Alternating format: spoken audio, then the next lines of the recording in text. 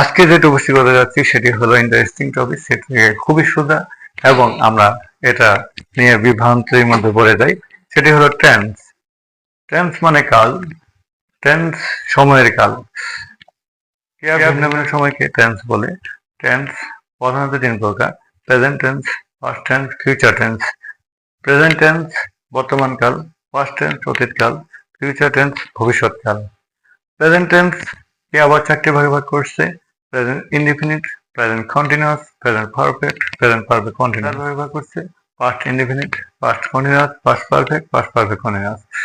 ফিউচারকে একইভাবে চার ভাগে ভাগ করছে: future indefinite, future continuous, future perfect, future perfect continuous. তাহলে আমরা টেন্সের 12 প্রকার পেলাম। এখন প্রেজেন্ট ইনডিফিনিট টেন্সটা কি, ফিউচার ইনডিফিনিট টেন্সটা কি, এখন এগুলো আমরা বিস্তারিত আলোচনা করব।